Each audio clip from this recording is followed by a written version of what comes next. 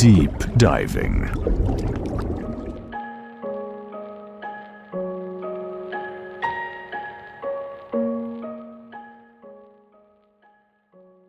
¿Cuál es, en realidad, la naturaleza del cambio? Esta pregunta parece simple, pero contiene una complejidad profunda. Cuando hablamos de cambiar a alguien, especialmente a un niño considerado rebelde, ¿estamos realmente hablando de transformación o solo de adaptación forzada? Esta distinción es fundamental, porque determina no solo el resultado visible, sino la estructura interna del ser humano. Cuando un niño es sometido a castigo, puede obedecer, puede ajustar su comportamiento, puede parecer transformado. Sin embargo, esa obediencia nace del miedo, y el miedo no genera comprensión, solo condiciona. El comportamiento cambia, pero la raíz permanece intacta, y donde la raíz no es comprendida, no hay cambio real. Por otro lado, cuando se habla del amor como medio de transformación, surge otra cuestión igualmente crítica. ¿Qué es amar? Si amar significa intentar moldear al otro para que encaje en un ideal, eso también es una forma de presión. Quizás más sutil, pero aún así, una forma de influencia. Y toda influencia, cuando está dirigida a un resultado específico, lleva consigo una intención de control. ¿Existe entonces una alternativa? La respuesta parece apuntar a un camino completamente diferente. No se trata de cambiar el comportamiento directamente, sino de comprender sus causas. La rebeldía puede nacer de factores muy concretos: falta de sueño, alimentación inadecuada, carencia afectiva, conflictos sociales. Cuando estas causas se observan con atención genuina, sin juicio y sin intención de corregir inmediatamente, algo empieza a disolverse de forma natural. Esa disolución no es resultado del esfuerzo. No es una conquista. Es una consecuencia de la comprensión. Esta misma lógica se extiende a un problema aún más amplio: la búsqueda de convertirse en algo. Cuando alguien pregunta ¿cómo volverse inteligente?, la propia pregunta ya contiene un error fundamental, porque supone que la inteligencia es un objetivo que debe alcanzarse, un patrón que debe seguirse. Y al intentar alcanzar ese patrón, la persona entra en conflicto consigo misma. Si alguien es considerado estúpido y trata de volverse inteligente, ese movimiento sigue guiado por la misma estructura de comparación e imitación. Acumula información, mejora su desempeño, recibe elogios. Pero, en el fondo, nada esencial ha cambiado. Solo ha habido un refinamiento superficial. La verdadera cuestión no es cómo volverse inteligente, sino cómo comprender la propia estupidez. Y esa comprensión no exige esfuerzo para transformarse en otra cosa. Exige solo observación profunda, sin huida, sin condena. Es en este proceso donde algo inesperado ocurre. La inteligencia surge no como un objetivo alcanzado, sino como un efecto natural de la ausencia de confusión. Este patrón de condicionamiento también aparece de forma intensa en la relación con la tradición. Cuando un individuo nace dentro de una estructura religiosa o cultural, hereda creencias, prácticas e identidades. Muchas veces, estas estructuras se mantienen no por comprensión, sino por miedo. Miedo al rechazo, a la exclusión, a la pérdida. Cuando ese individuo comienza a cuestionar, se encuentra ante una elección difícil: permanecer dentro del sistema por seguridad o romper con él en nombre de la verdad percibida.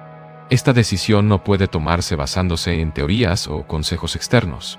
Depende de la intensidad de la percepción interna.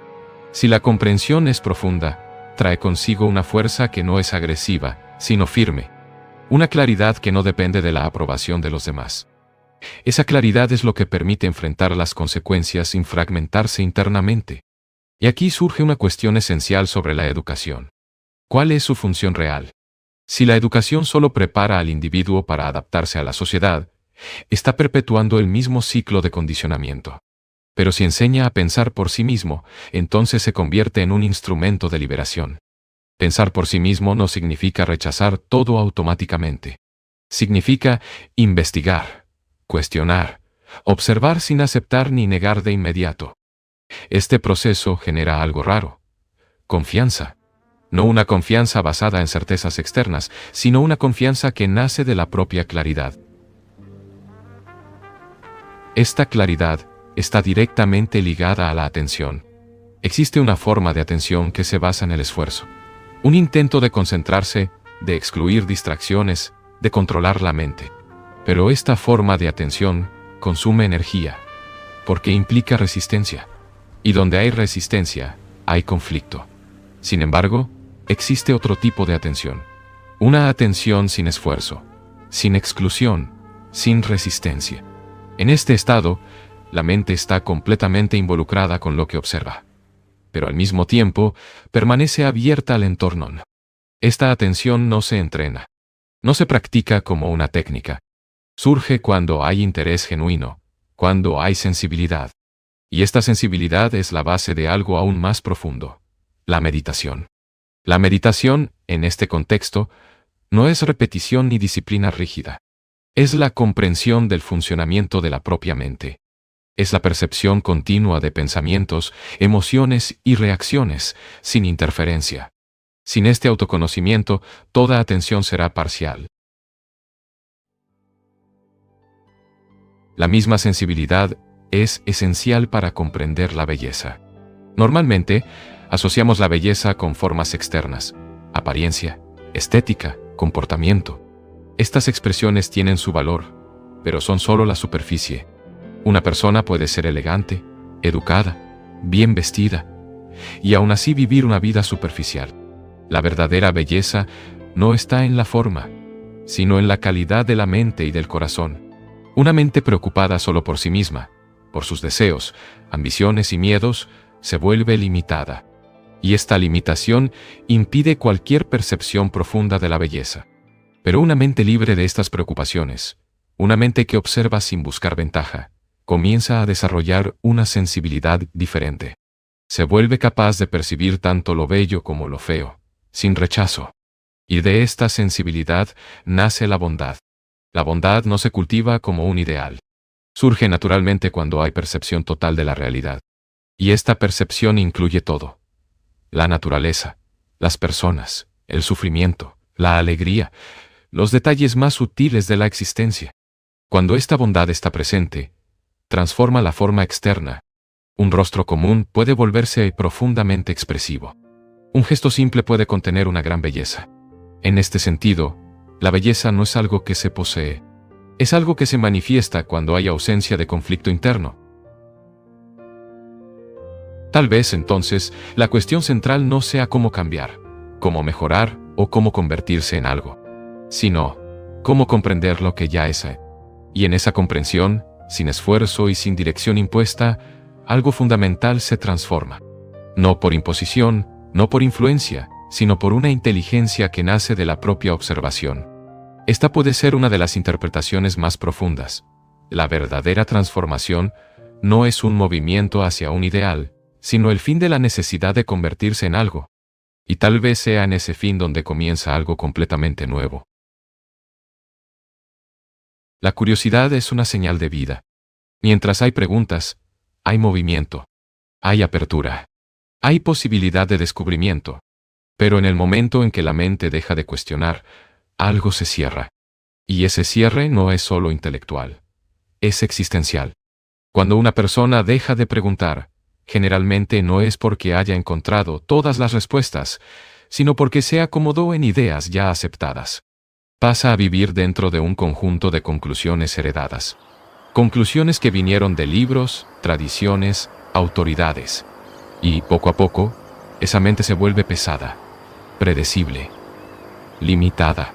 Preguntar, por lo tanto, no es solo un acto de curiosidad superficial, es un movimiento de libertad.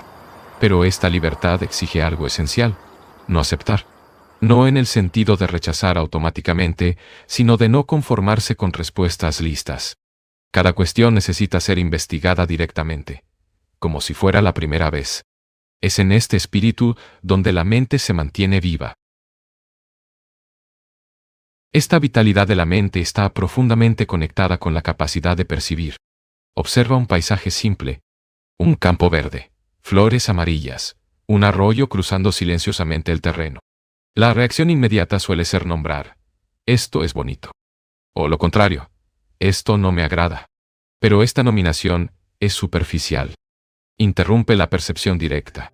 Porque al nombrar, La mente se apoya en la memoria, en experiencias pasadas, en comparaciones.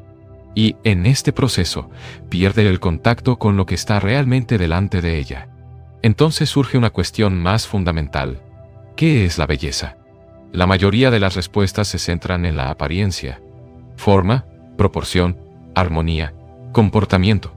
Todo eso tiene su lugar, pero permanece en la superficie.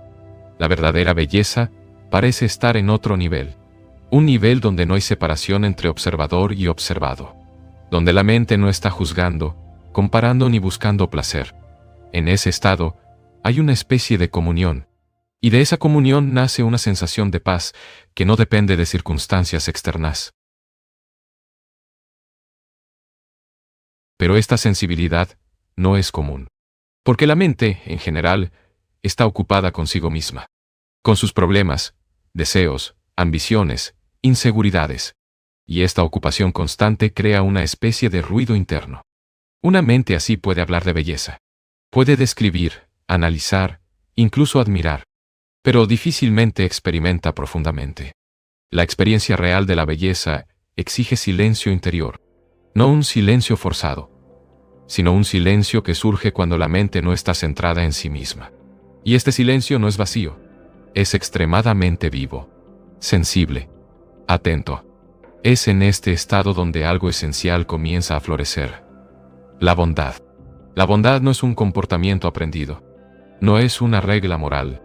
Surge naturalmente cuando hay sensibilidad total. Cuando la mente percibe tanto el sufrimiento como la alegría, tanto lo bello como lo feo, sin huir de ninguno de ellos. Esta sensibilidad redefine completamente lo que significa ser religioso.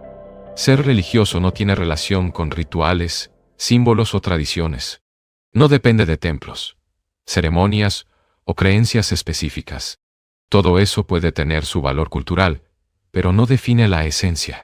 Ser religioso, en este contexto, es ser profundamente sensible a la realidad. Es estar atento a lo que ocurre dentro y fuera de uno mismo.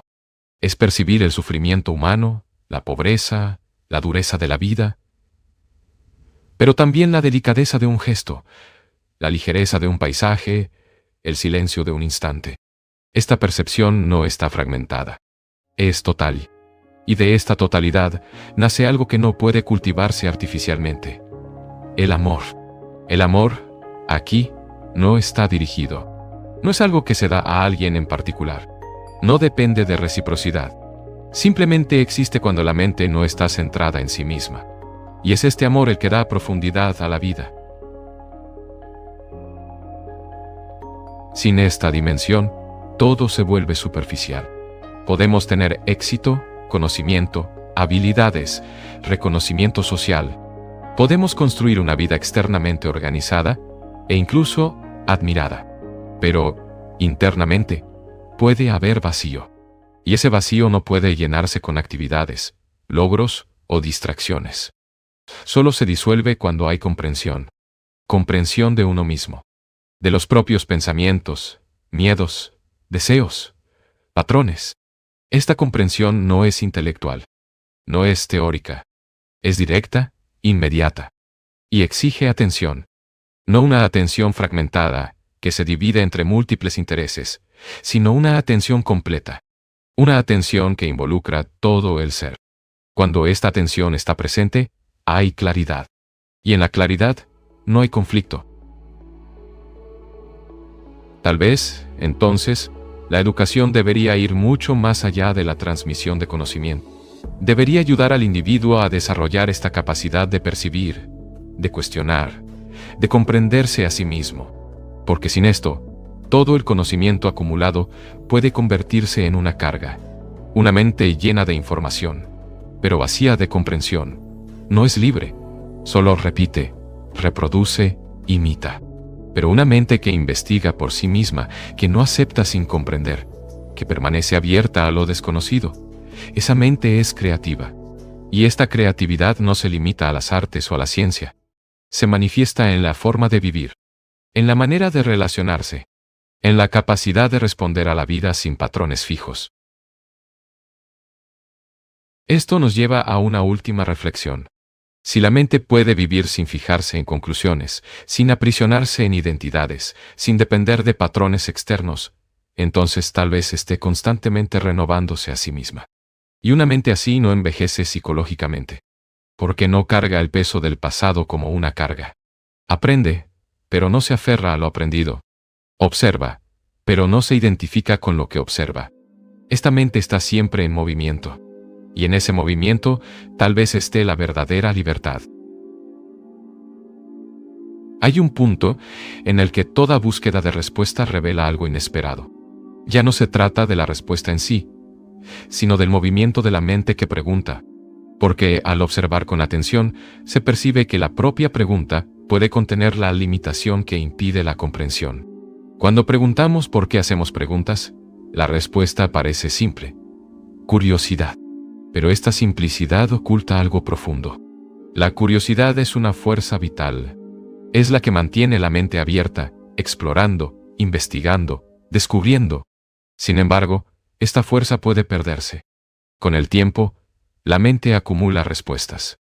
Acumula experiencias, conocimientos, conclusiones.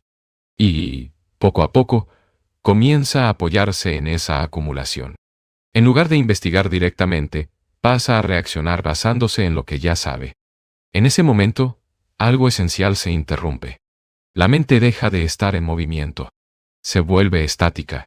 Y una mente estática, aunque esté llena de información, está psicológicamente inerte.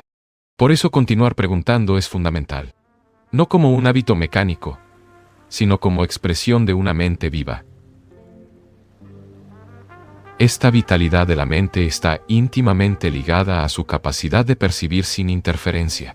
Cuando miramos algo, rara vez vemos directamente. Casi siempre hay un proceso intermedio. Nombrar, comparar, juzgar. Decimos: esto es bello, esto es feo, esto me agrada, esto me incomoda. Estas reacciones son rápidas, casi automáticas, pero crean una distancia entre el observador y lo observado. Y en esa distancia, la percepción pierde profundidad. La cuestión entonces no es solo lo que vemos, sino cómo vemos. ¿Es posible mirar sin nombrar? ¿Sin clasificar inmediatamente? ¿Sin recurrir a la memoria?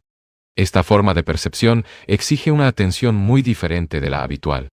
Una atención que no busca nada, que no intenta extraer placer ni evitar incomodidad, que simplemente observa.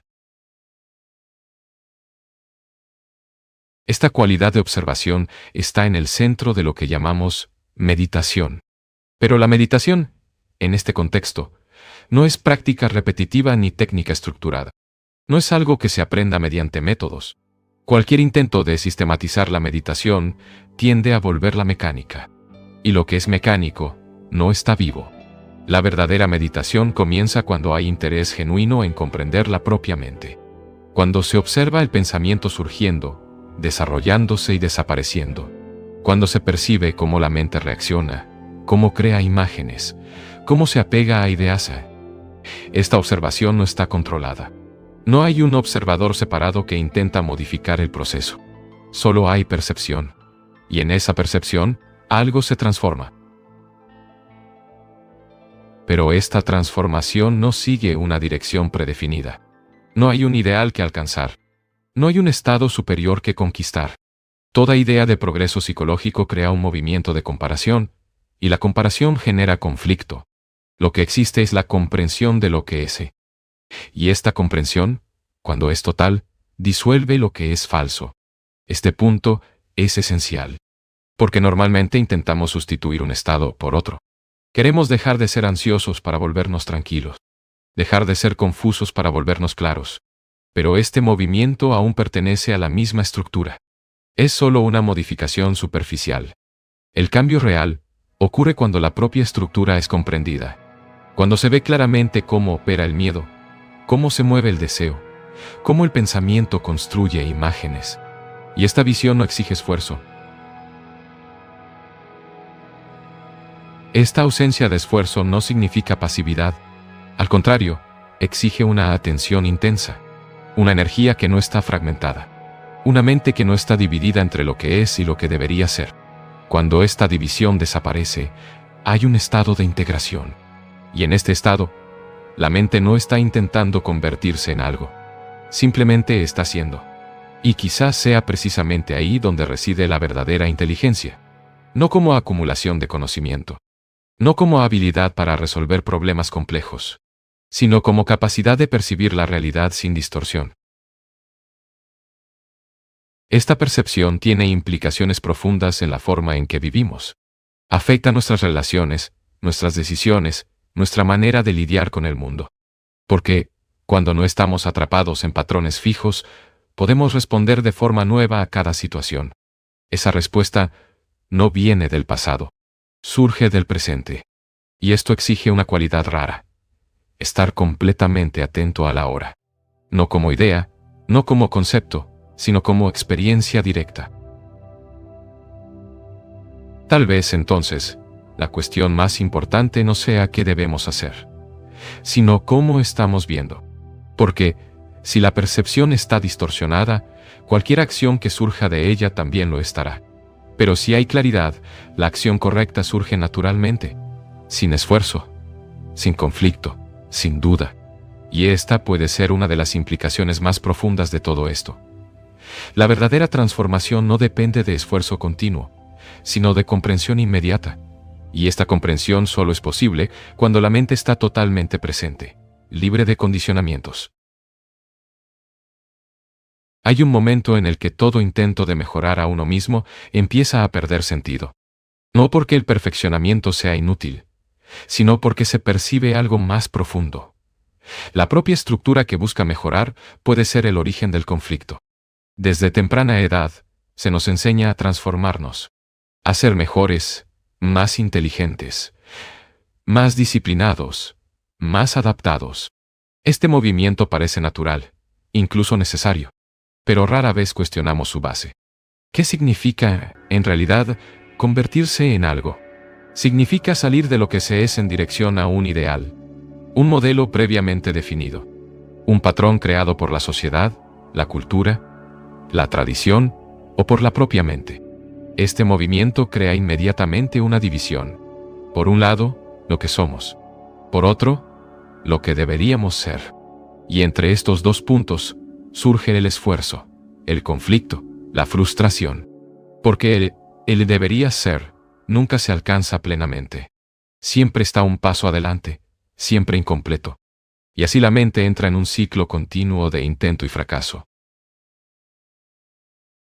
Pero existe otra forma de abordar el cambio. En lugar de intentar convertirse en algo, es posible investigar profundamente lo que se es. Sin juicio, sin condena, sin deseo de cambiar de inmediato.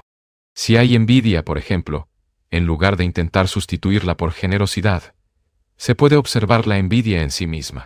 Cómo surge, cómo se manifiesta, qué pensamientos la sostienen. Esta observación exige honestidad, porque la mente tiende a huir de lo que es incómodo. Prefiere idealizar, justificar o negar. Pero cuando permanece con el hecho, sin escapar, algo empieza a revelarse. La propia estructura de la envidia se vuelve clara. Y en esa claridad, hay una disolución natural.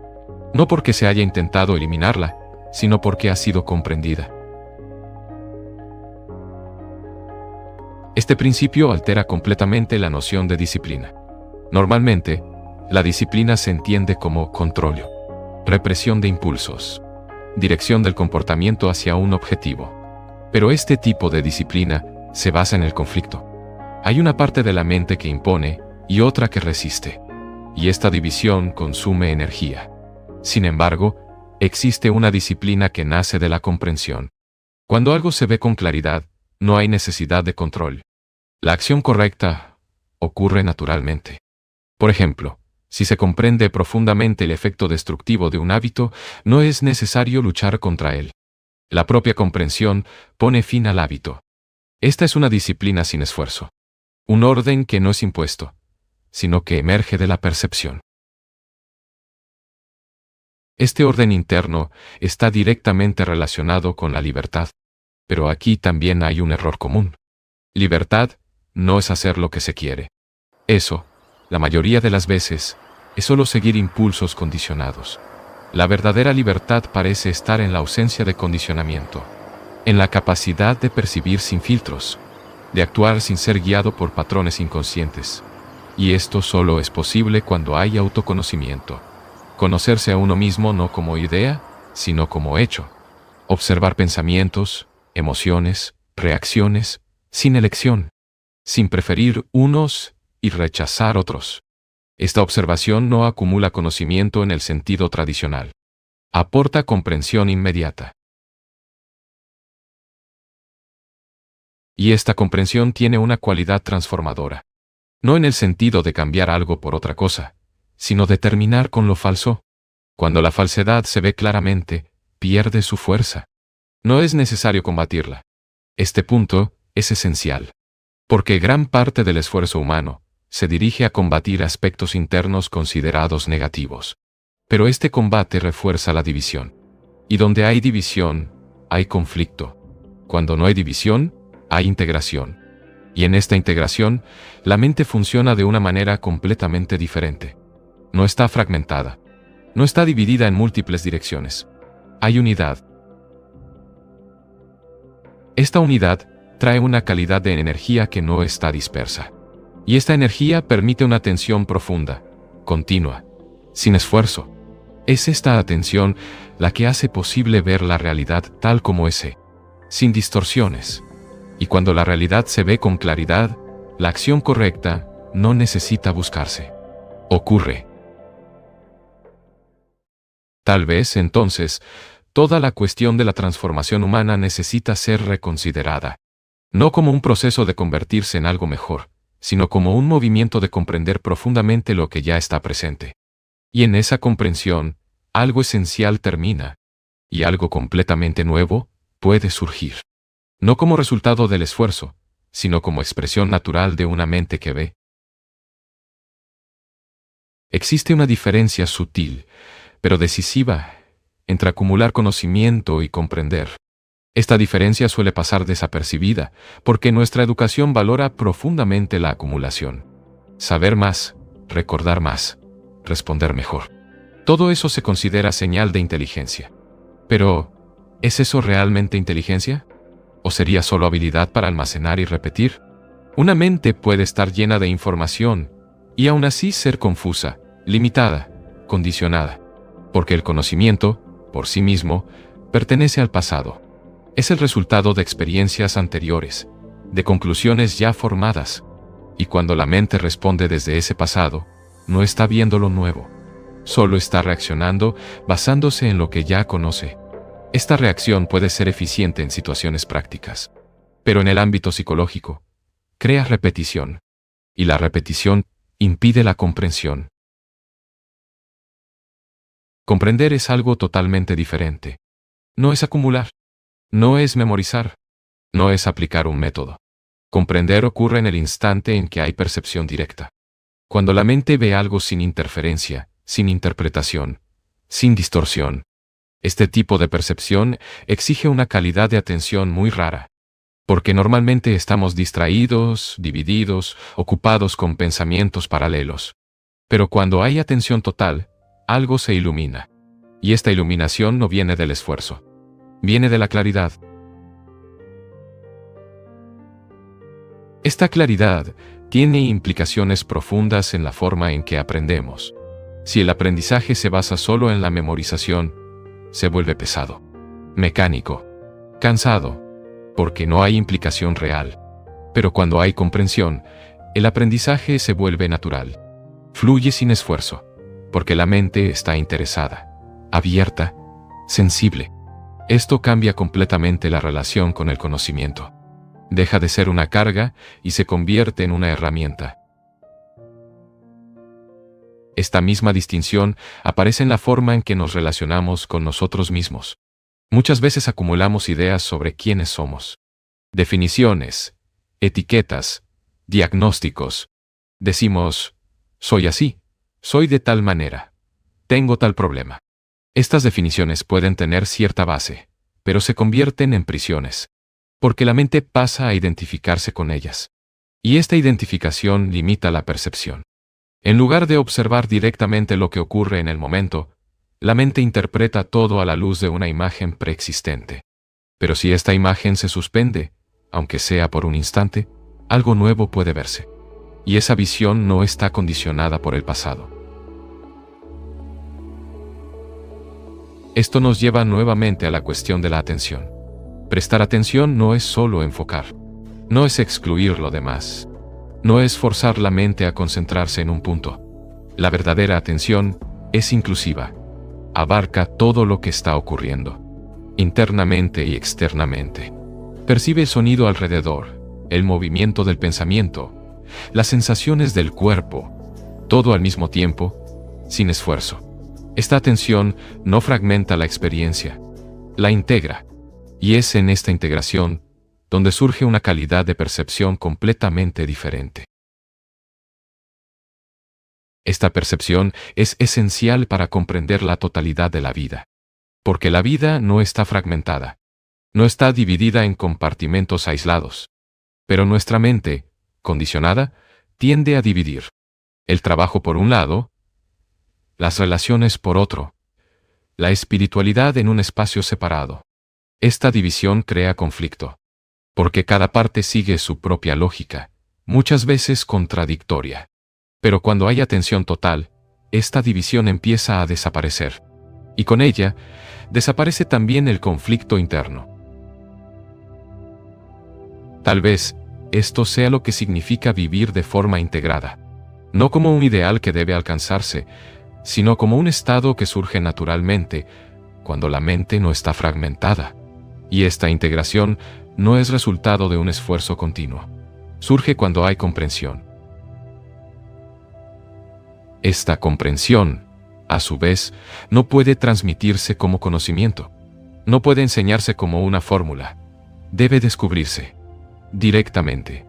Y este descubrimiento solo es posible cuando la mente está libre para observar. Sin miedo, sin expectativa, sin búsqueda de resultados. Tal vez entonces el verdadero aprendizaje no esté en la acumulación de información, sino en la capacidad de verando. Y esta capacidad no depende del tiempo ni del esfuerzo prolongado. Depende de la atención. Una atención que no se cultiva, sino que se despierta.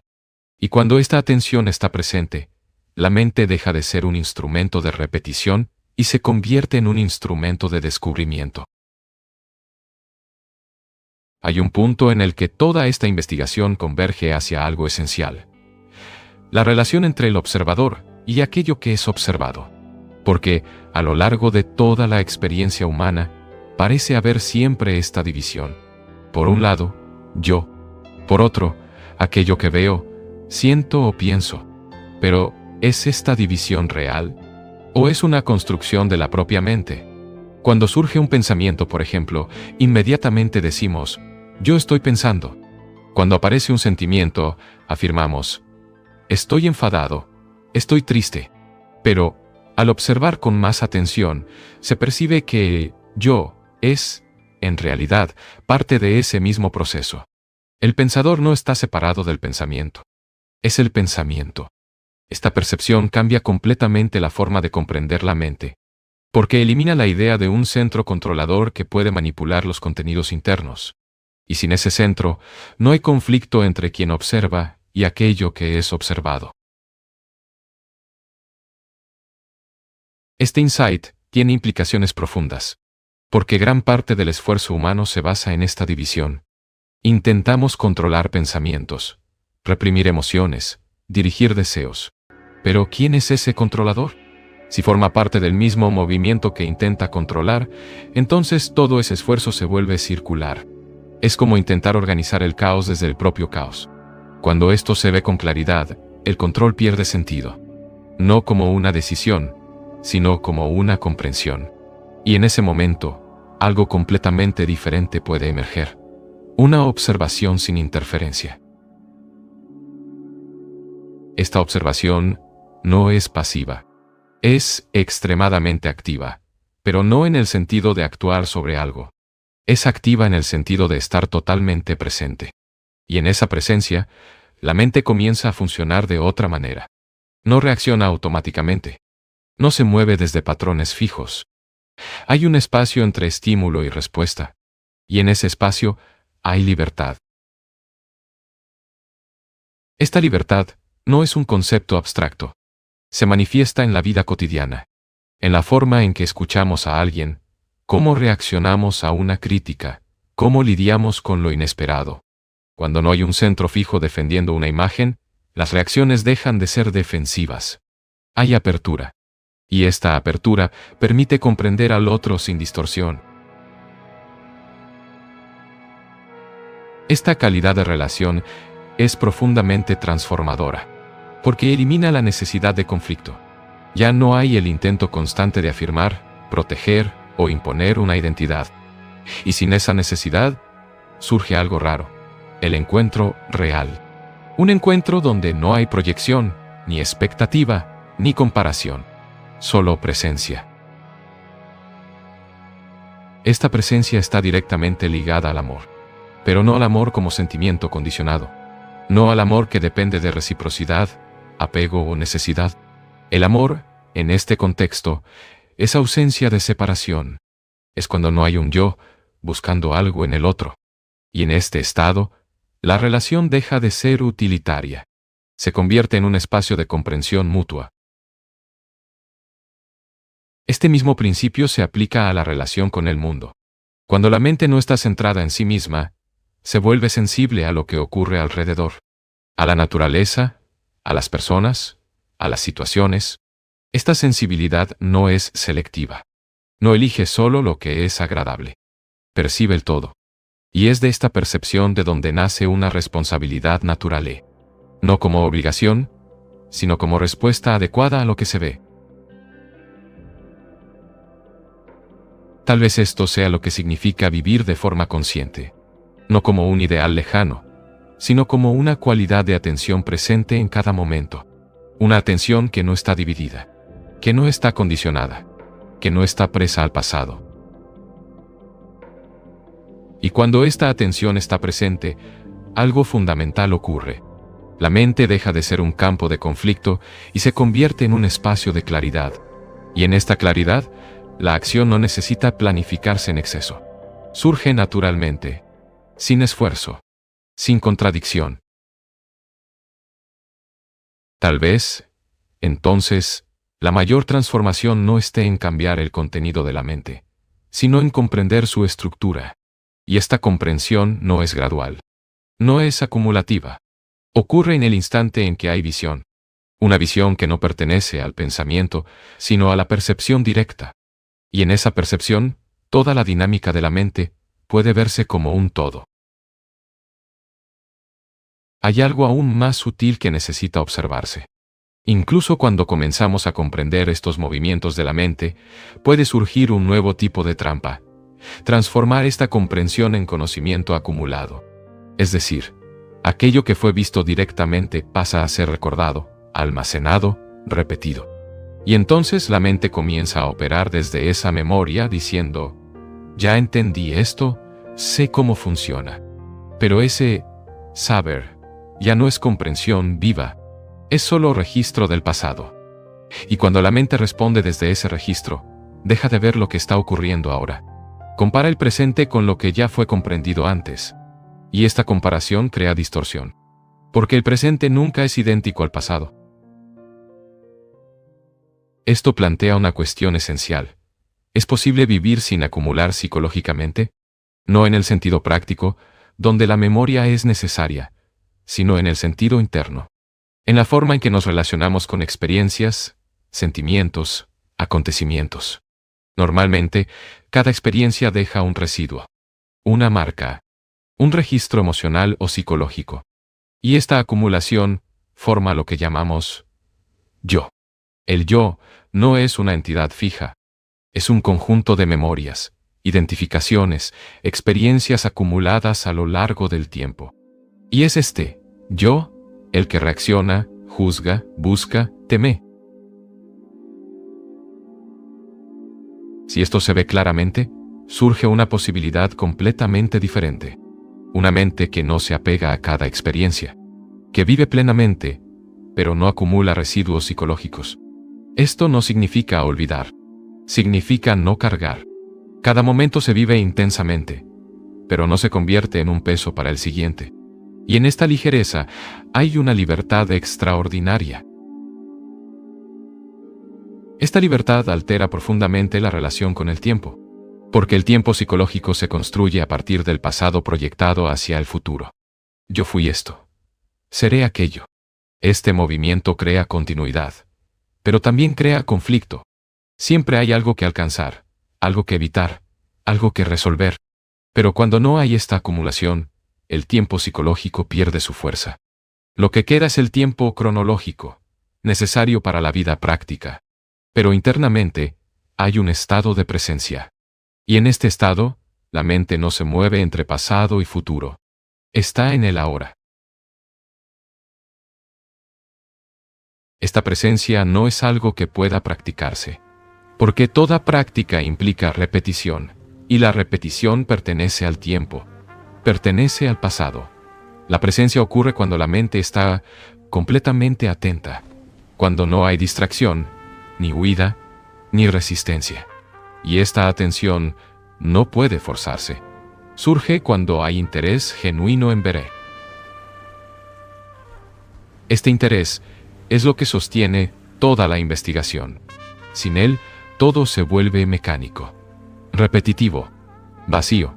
Pero cuando hay interés, la mente se mantiene viva, no se acomoda, no se fija, sigue explorando. Tal vez esto sea lo que significa una mente verdaderamente joven. No en términos de edad, sino en términos de calidad. Una mente joven no es la que no ha acumulado años de vida. Es la que no está atrapada por lo que ha acumulado. Aprende, pero no se identifica con lo aprendido. Observa, pero no se aferra a lo observado. Vive, pero no carga. Y esta mente, libre de acumulación psicológica, tiene una capacidad única de renovación. No necesita reinventarse, porque nunca se ha vuelto rígida. Está siempre en movimiento, siempre abierta, siempre sensible. Tal vez, entonces, la verdadera madurez no esté en la acumulación de experiencia, sino en la capacidad de no ser condicionado por ella, de aprender sin apegarse, de vivir sin cargar, de percibir sin distorsionar. Y en esta calidad de mente, emerge algo profundamente silencioso. No un silencio impuesto, sino un silencio natural. Un silencio que no es ausencia de sonido, sino ausencia de conflicto. Y en este silencio, hay una claridad que no depende del esfuerzo. Tal vez sea en este silencio donde la mente encuentra aquello que siempre buscó. No como conclusión, no como respuesta final, sino como un estado de percepción continua.